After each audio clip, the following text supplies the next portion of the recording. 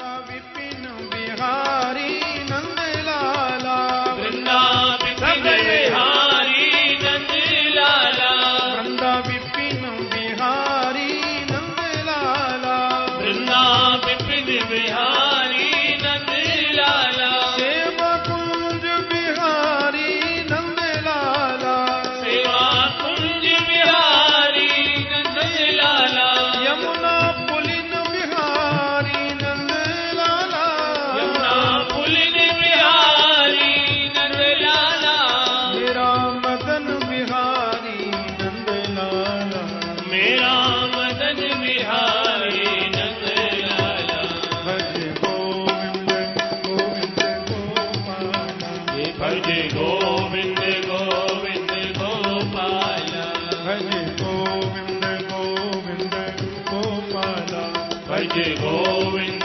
गोविंद गोपाला, माथे पे मुकुट देखी चंद्रिका की चटक देखी, छवि की लटक देखी, रूप रस पीजिए, लोचन विशाल देख, गले कुंजमाल देख, अधर रसाल देख, चित्त चोप कीजिए, कुंडल की हलन देखे, अलकन की बलन देखे, पलकन की चलन देखे, सर्वस्व दीजिए, पीतांबर छोर देखे, मुरली की घोर देखे, सामरे की ओर देखे, देखी मोही कीजिए, गोविंद गोविंद गोपाला, भज गोविंद गोविंद गोपाला, भज गोविंद गोविंद गोपाला, भज गोविंद गोविंद गोपाला, मेरा मुरली मनोहर नंद लाला, मेरा मुरली मनोहर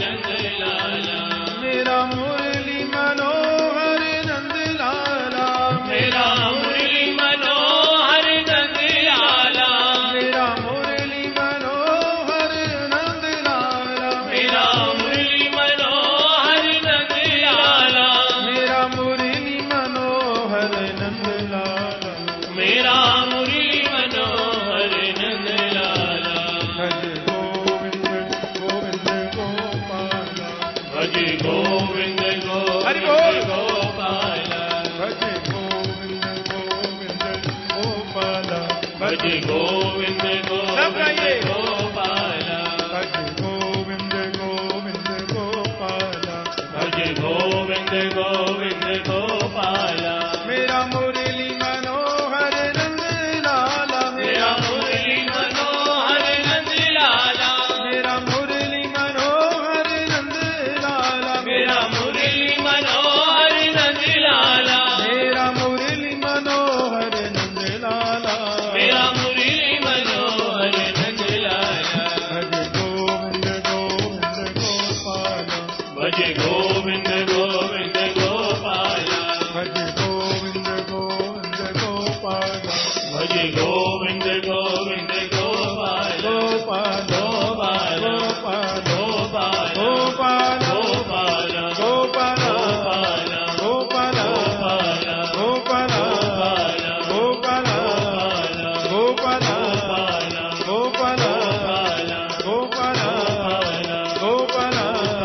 गोपाला गोपाला गोपाला गोपाला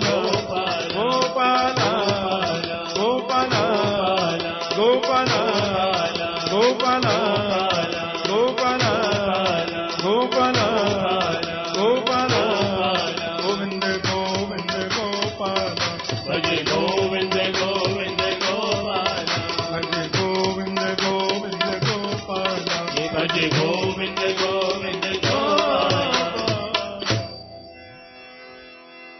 पति पत्नी दोनों मिलकर के गोविंद के भजन में लीन हो जाते हैं, क्योंकि सर्वम त्यक्त्वा हरिम भजेत ये परीक्षित की मनस्थिति है। भगवान की कृपा, संतों का आशीर्वाद, वे दिनों दिन प्रजा का प्रशासन बड़ी कुशलता से कर रहे हैं।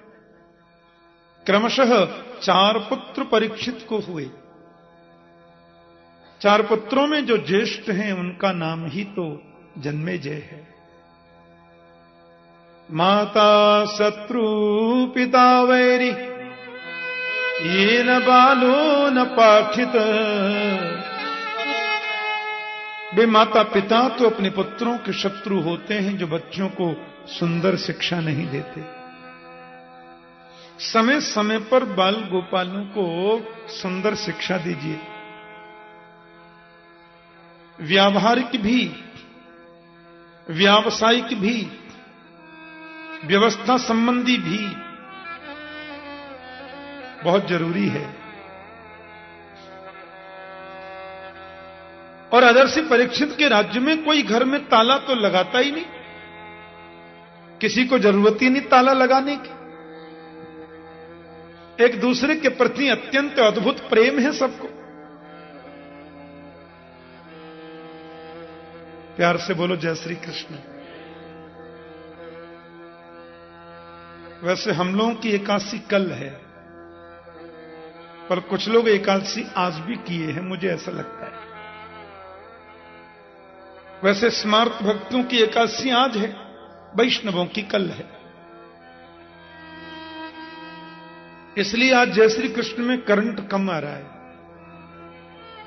पेट्रोल नहीं तो गाड़ी कहां से चले। पर हमारे वृंदावन में जैसी एकादशी होती है ना, ऐसी एकादशी तो रोज हमें तो अच्छा। जो जो माल मसाले बनते हैं, खाली आटा चावल ही तो नहीं खाना है, बाकी तो सब चलता ही है। कुट्टू की पूड़ियां, कुट्टू की पकौड़ियां, सावा की खीर, साबूदाने की खिचड़ी, बादाम की चकती, पिस्ता डालकर मिठाई। ऐसी एकादशी रोज आवे, फिर बोलने में कंजूसी क्यों? भाव से बोलो ना जय श्री कृष्ण। गृहस्थ आश्रम से निवृत्ति लेने का नियम है शास्त्र में, क्योंकि 50 के बाद में तो वन शुरू हो जाता है ना जी, वन। एक क्या वन, इसका मतलब है वनम प्रव्रजेत धीर,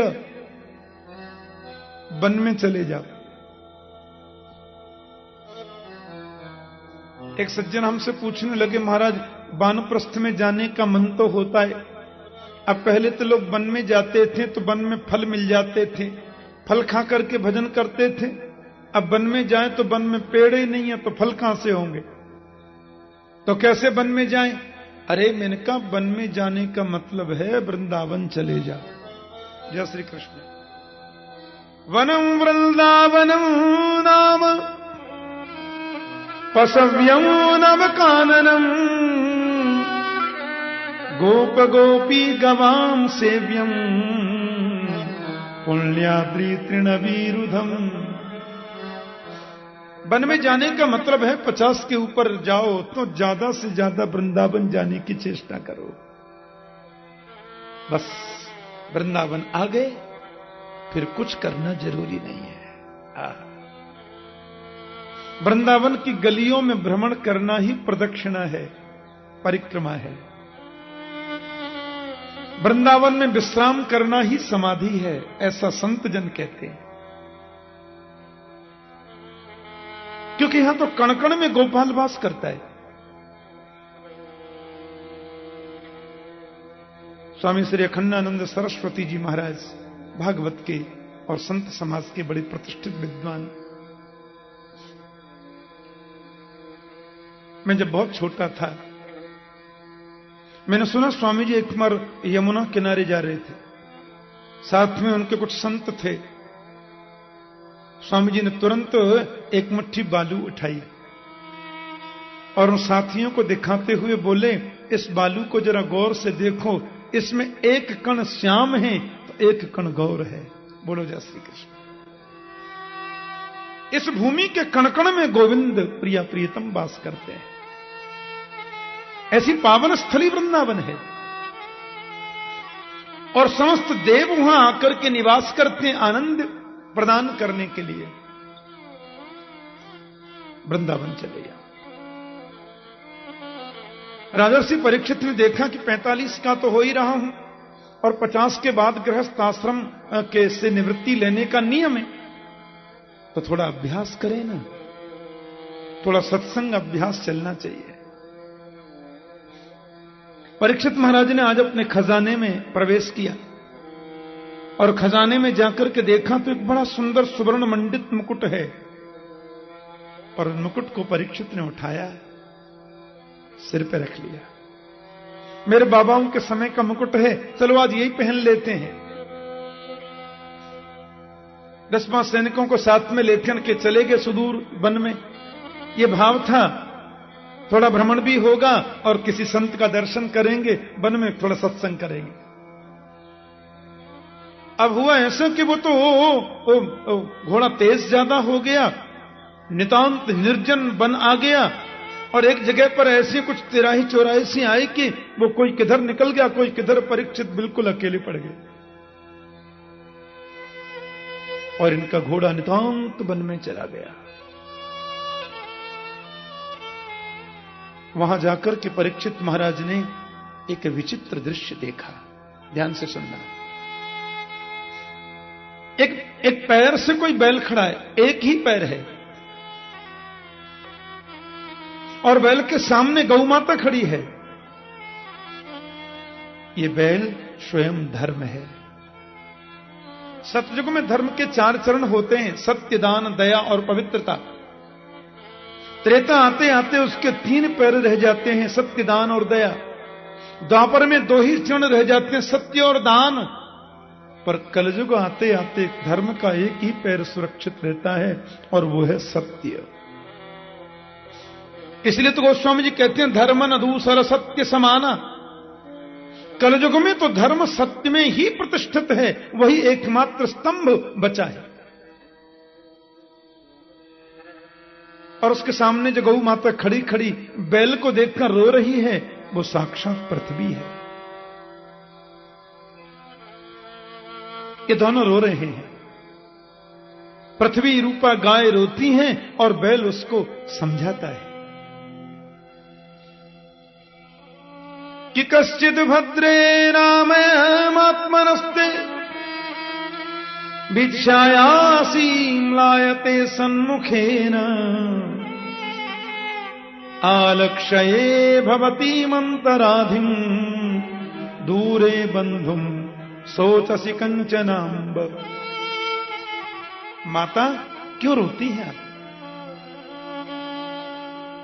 आप तो करुणामयी है ना, मातृ रूपा है। आपका कोई बंधु आपको छोड़कर चला गया, जिसके वियोग में रोती हो? या फिर पादैर न्यूनम सोचसी मेक पादम, आप इसलिए भी रो सकती हैं। मुझे लगता है कि बैल तो 4 पैरों का ही अच्छा लगता है, मेरे 3 पैर किसी ने काट दिए, इसलिए आप में करुणा आ गई और आप रो रही हैं। मुझे एक पैर से खड़ा देखकर के आपको ऐसा लग रहा है। क्या बात है देवी, मुझे बताओ। परीक्षित ने कहा, बात क्या कर रहे हैं? प्रणाम, मैं परीक्षित। कौन है आप? आपके 3 पैर किसने तोड़े? मेरे राज्य में आकर के धृष्टता करने की हिम्मत किसकी हुई? हे भगवान, मेरे राज्य में तो ऐसा कभी नहीं हुआ। मेरे रहते हुए आपके 3 पैर किसने तोड़ दिए? किसने किया ऐसा? उसका नाम बताएं, मैं उसको दंड दूंगा, मैं प्रयास करूंगा उसको दंड देने का, क्योंकि मेरे रहते ऐसा होना नहीं चाहिए। धर्मरूपी बैल बोला, किसका नाम लूं कि मेरे 3 पैर किसने काटे? यदि हम कर्मयोग पर विश्वास करें, क्योंकि शास्त्रों में तो कर्मयोग, भक्ति योग, ज्ञान योग, मीमांसा, दर्शन, ये सब वर्णन है। अब यदि कर्म की बात पर विश्वास किया जाए तो दोषी कौन है? सोचो। कर्म किया है मैंने, तो फल पड़ोसी क्यों भोगेगा? मेरा कर्म ही ऐसा हुआ होगा राजन, जिससे कि 3 पैर टूट गए।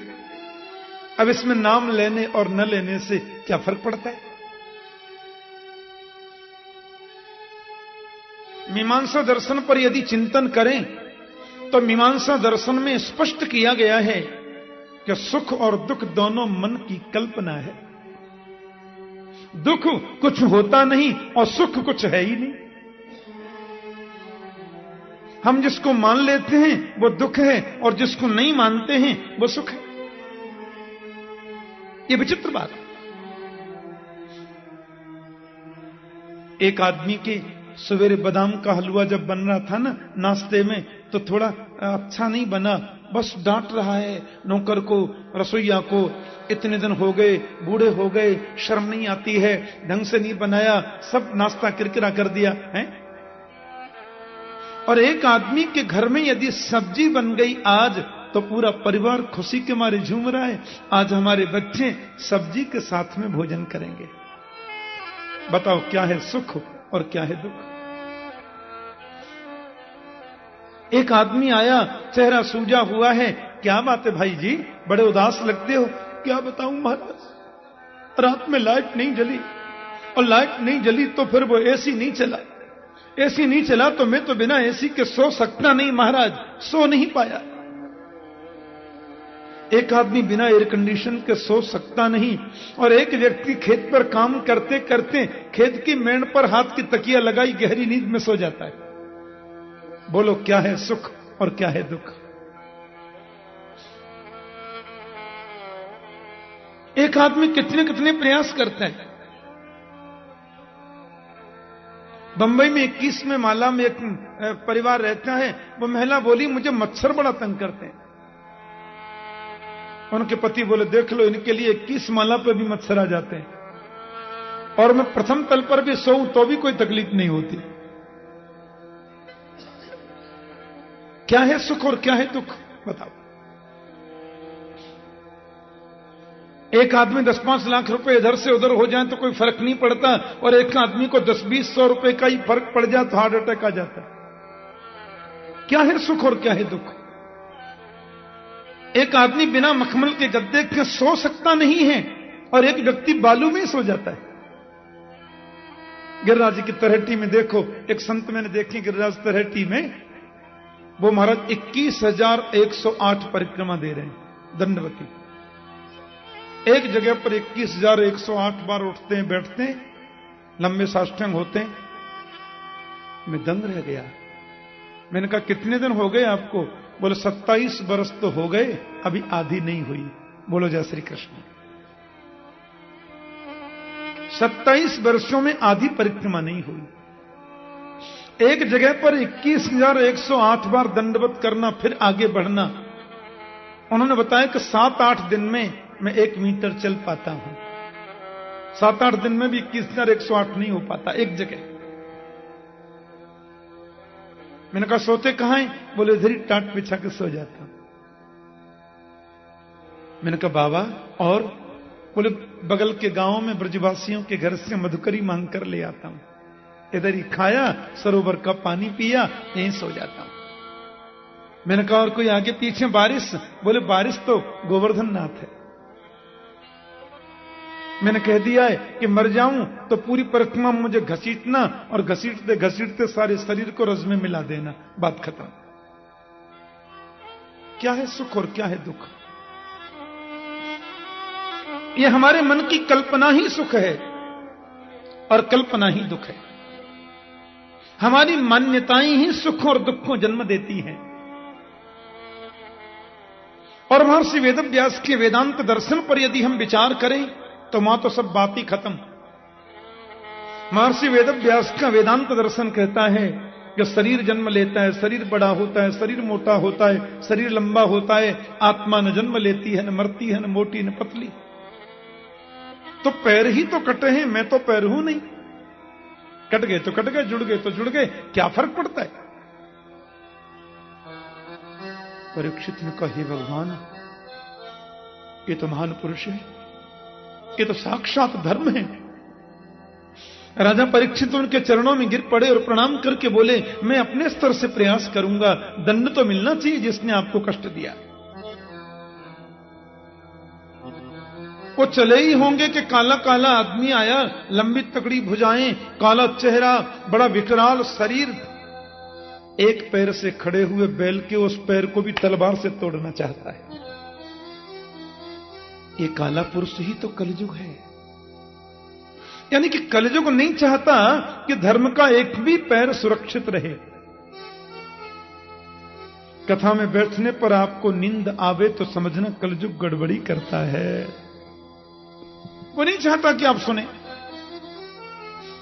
कथा में बैठने के बाद बार बार आपका मोबाइल बजे तो समझो कलयुग इसमें घुस गया। वो नहीं चाहता कि आप कथा सुने। कथा में बैठने पर बार बार आपके मन में ये विचार आवे, क्या बताएं महाराज जी ने सूचना भेजी थी, सुनने तो आ गए कथा, घर में बहू अकेली है, कहीं सब्जी न बिगाड़ दे, दाल न बिगाड़ दे, ये न कर दे, वो न कर दे। ऐसी फालतू बातें सत्संग में बैठने पर आपके मन में ज्यादा आए तो समझो कलयुग घुस गया। वो चाहता नहीं कि आप सुने, क्योंकि वो तो धर्म के एक पैर को भी रखने देना नहीं चाहता। राजर्षि परीक्षित मारने के लिए दौड़े, कौन हो तुम, और हम तुम्हें दंड देंगे, हम तुम्हें छोड़ नहीं सकते, तुम्हारी हिम्मत कैसी हुई मेरे राज्य में आने की। और मारने के लिए जैसे महात्मा परीक्षित दौड़ लगाए, उसने तो मुकुट इनके चरणों में गिर दिया, गिर पड़ा, महाराज महाराज त्राहिमाम। पांडवों ने पहली बात क्या बताई थी परीक्षित को, कि शत्रु भी शरण में आ जाए एक बार तो माफ कर देना। नते गुणाकेश यशोधराणाम बद्धांजलिर्वै भयमस्ति किंचित। अब तुम्हें डरने की बिल्कुल जरूरत नहीं है, क्योंकि तुम मेरी शरण में आ गए। लेकिन कौन हो तुम, ये बताओ। शरण में आने वाले को हम मारते नहीं, हम पांडवों के पौत्र हैं।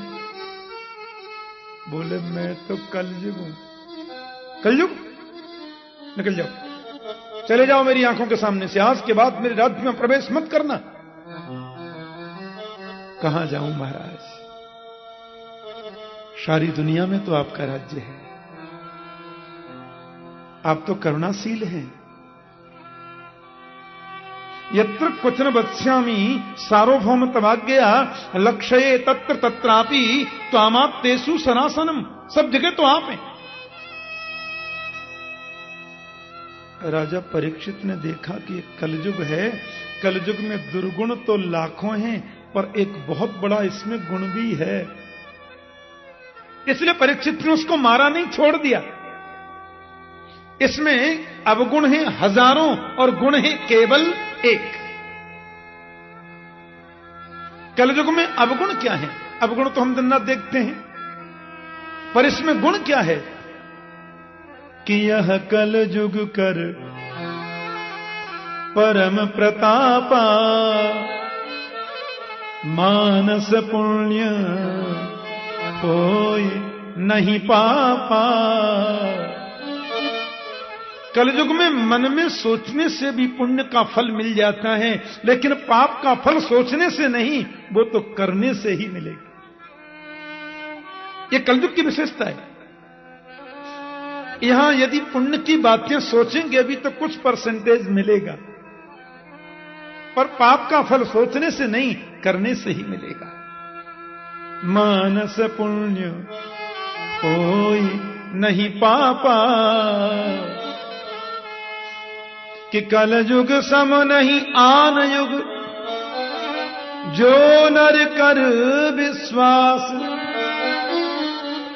गाय राम गुण गन विमल भवतर भी नहीं प्रयास। कलयुग में सबसे बड़ा सद्गुण है कि गोविंद के विमल गुण गणों को गाकर व्यक्ति बिना प्रयास ही तर जाता है। इसलिए भगवान सुखदेव भी आगे कहेंगे कि कलैर्दोष निधे राजन यस्ति एको महान गुण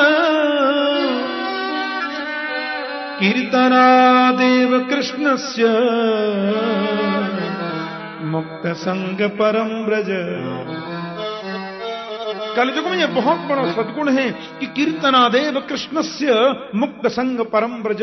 केवल कीर्तन करने से व्यक्ति मुक्त हो जाता है। इसलिए परीक्षित ने सोचा, नहीं नहीं भैया, इसमें गुण तो एक गुण तो है ही, एक गुण से बहुत लाभ हो सकता है। इसलिए ठीक है, हम तुमको छोड़ देते हैं, मारेंगे नहीं, पर हम देखो तुमको जगह देते हैं, वहां से बाहर खबरदार निकलना नहीं। कलयुग बोले दे दो। परीक्षित ने उसको 4 जगह दे दी। द्यूतम, पानम, स्त्रियः, सूना। जुआ खेलने में कलयुग का बास है, जाओ। एक जगह तुमको दे दी जू। जो भी जुआ खेलते हैं वो कलयुग के पक्के भतीजे होते हैं, क्योंकि जुए में कपट के रूप में कलयुग बास करता है। हां, जुआ नहीं खेलना चाहिए। इस्लाम है ना, इस्लाम धर्म, उसमें जुआ खेलना मना है। एक मुस्लिम कंट्री है मलेशिया। एक बार वहां कथा करने जब मैं गया, मेरे साथ में बहुत लोग गए थे भारत से, तो मलेशिया में कथा के बाद एक दिन जब वो लोग भ्रमण कराने के लिए मुझे ले गए, एक बहुत ऊंची पहाड़ी है, वहां पहाड़ी पर किसी चाइनीज व्यक्ति ने बहुत विशाल होटल बनाया है, और उस होटल में कैसीनो चलता है। कैसीनो माने जुआ घर। लेकिन उस कैसीनो के मैंने द्वार पर एक बोर्ड लगा देखा। उस बोर्ड पर लिखा था, किसी भी मुस्लिम का इसमें अंदर प्रवेश वर्जित है। जुआ घर में वो नहीं जा सकते। मैंने कहा, ये क्या लिखा है? बोले, महाराज जी, इस्लाम में जुआ खेलना मना है, इसलिए यहां की सरकार की ओर से प्रतिबंध है। विदेशों से लोग यहां आते हैं, करोड़ों के न्यारे वारे होते हैं, पर कोई इस्लामिक व्यक्ति इसमें जुआ नहीं खेल सकता। उस धर्म में जुआ खेलना मना है, ब्याज पर पैसे खाना मना है। इस्लाम में 2 बातें बड़ी विशेष हैं, क्योंकि जुआ बिना कपट के हो नहीं सकता, और कपट जो है वो कलयुग का रूप। वारे न्यारे हो जाते। अमेरिका में एक जगह अटलांटिका सिटी, तो न्यूयॉर्क में जब मेरी कथा पूरी हुई तो लोगों ने कहा कि थोड़ा सा समुद्र पर भ्रमण करा के लाएं, समुद्र किनारे वो भी नगर बसाए। इतना विशाल कैसीनो, हमारे भारतीय नगरों के नाम से उन बिल्डिंगों के नाम रखे। मैंने कहा, इसमें होता क्या है? बोले, खाकपति अंदर जाता है तो करोड़पति बन के निकलता है। कई बार करोड़पति जाते हैं तो किराए को पैसे भी नहीं रहते, ऐसा निकलता है। जुआ कपट का प्रतीक है, बर्बादी का प्रतीक है, इसलिए जुआ नहीं खेलना। जुआ खेलना मना है। द्यूतम, और परीक्षित ने दूसरा स्थान दिया पानम, यानी कि सुरापानम, शराब पीना। राम राम राम राम। मैंने अच्छे अच्छे पढ़े लिखों को देखा, AA में है, पर शराब की लत है, और जब शराब पीते हैं श्रीमान जी तो औंधा मुंह करके नाली में पड़े, कुत्ते से बात कर रहे हैं, औंधा मुंह करके नाली में पड़े, बगल में कुत्ता खड़ा उससे बोल रहे हैं, खा वहीं खा। पी लिया तो पड़ोसी के घर को अपना समझ के पहुंच गए, चाय नाश्ता कर ली तो याद आया तो पड़ोसी का है। आदमी को पशु बनाती है शराब, कभी नहीं पीनी। उसमें मद के रूप में वास करता है कलयुग। मद ही कली का रूप है। तीसरा स्थान तुमको देता हूं मैं कलयुग। बोले, कौन सा? बोले, स्त्रिय वेश्याचार, परस्त्री गमन करना। हमारे शास्त्रों में सबसे भयंकर पाप कहा इसको। वेश्यावृत्ति स्त्री धारण करे, वेश्याचार पुरुष करे, ये जघन्य पाप है।